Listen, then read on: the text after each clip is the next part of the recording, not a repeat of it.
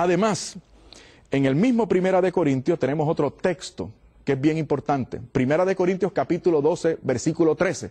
Interesante, el capítulo 12 nos habla de la iglesia como cuerpo de Cristo.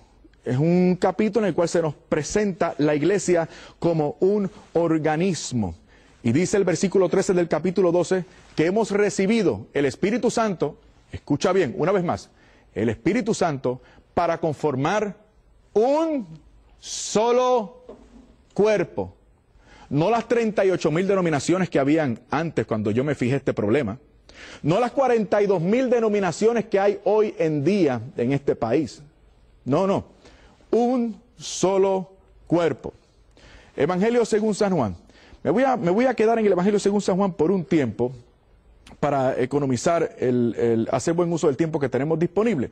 San Juan capítulo 10, versículo 16. Una vez más, el Señor dice, estas ovejas que voy a llamar de entre los gentiles serán un solo redil y habrá para ellos un solo pastor.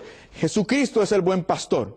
El pastor que al final de ese evangelio, según San Juan, le dice a Pedro, ahora tú pastorea mis ovejas. Hablando en este caso del papado, es decir, del cuidado de las ovejas del Señor por un vicario de Cristo aquí en la tierra. Ese primer vicario de Cristo en la tierra fue San Pedro, porque el pastor lo quiso.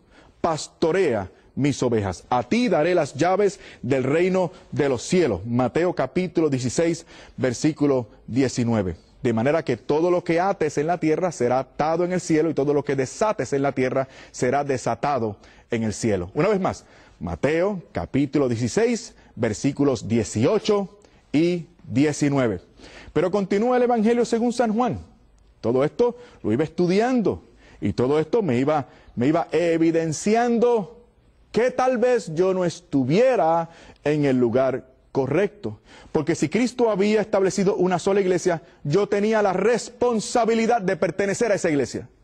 Entonces, el dilema era, está bien, Cristo, el jefe, quiso fundar una sola y única iglesia. Y dijo de esa iglesia que las puertas del infierno no iban a prevalecer en contra de ella. O sea, la iglesia que Cristo fundó siempre ha sido, nunca ha dejado de ser. Los capítulos 14, 15 y 16 de San Juan. Ahí aparecen 7 versículos que nos hablan del Espíritu Santo. Repito, capítulos 14, 15 y 16. 7 versículos que nos hablan acerca del Espíritu Santo. ¿En qué términos? Escucha bien, hermano. Voy a parafrasear. Yo me voy, pero no les dejaré huérfanos. Yo rogaré al Padre y el Padre enviará en mi nombre un consolador, un acompañante, un paráclito. Y le llama a ese paráclito, en el capítulo 16, el Espíritu de verdad. No de las verdades, de la verdad, que es el Espíritu Santo. Y dice, y el Espíritu Santo les conducirá a la verdad completa. Escuchen bien, el Señor se va, eso es lo que le está diciendo, se va a ir, pero el Padre va a enviar en su nombre un consolador. Ellos van a enviar un consolador que es el Espíritu Santo para que después, Jesucristo estando allá glorificado, para que después de esa glorificación, continuar el Señor por su Espíritu Santo revelando la verdad completa. Bueno, pero Jesucristo es la verdad en persona. ¿Qué más quiero? Pensaba yo. Pero ahora resulta que hay más verdad por conocer. ¿Cuál es esa toda verdad acerca de Jesucristo que el Espíritu Santo quiere revelar? Un solo Espíritu Santo, una sola y única verdad. ¿Qué verdad es esa? Bueno, el último versículo del Evangelio según San Juan dice que muchas otras cosas hizo el Señor que si fuesen todas puestas por escrito, el mundo no podría sostener los libros que tendrían que ser escritos para contener las enseñanzas de Jesús. Es decir, amamos este libro, le he dedicado toda mi vida, lo amo con todo el corazón. La palabra de Dios. Pero esta palabra de Dios tiene que ser aplicada. Aquí hay mucha verdad. Y esa verdad no está estrictamente contenida en el libro. Esa verdad fue dada en depósito a la iglesia que Cristo estableció. La palabra de Dios. Una sola y única verdad. ¿Dónde está esa verdad? En la iglesia. ¿Qué iglesia? Para mí fue difícil esto, porque se me hacía difícil pensar en otra verdad o una amplificación de la verdad a partir del registro bíblico. Pero así lo dispuso el Señor, una sola y única verdad.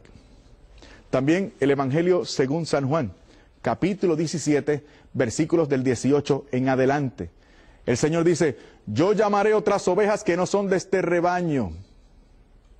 Y dice, Padre, ruego no solo por estos, sino también por los que creerán por la fe de estos, para que todos sean 42,000. Perdón, 42,000 iglesias hay hoy en día. Pero el Señor dijo en San Juan 17, del 18 en adelante, para que todos sean uno, como tú, Padre, en mí y yo en ti. Escucha bien, como tú, Padre, en mí y yo en ti, que ellos sean perfectamente uno, para que el mundo crea que tú me has enviado.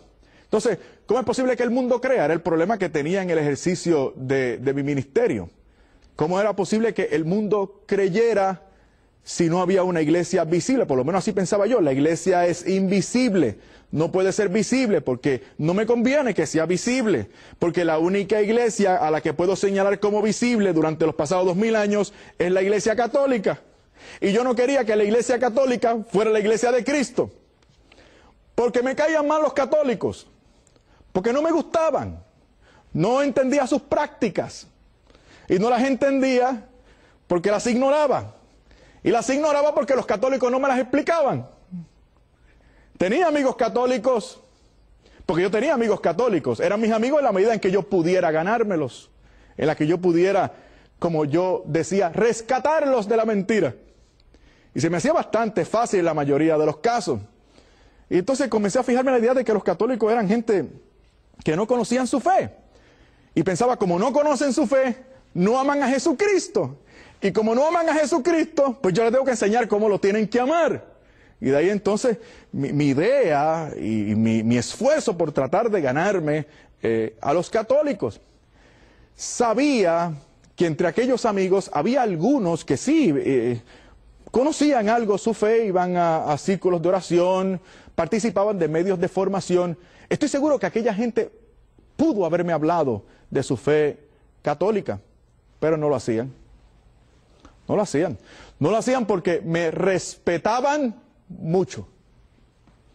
Por eso decía un gran prelado que por los malditos orgullos o por los malditos observancias humanas, mucha gente se va al infierno.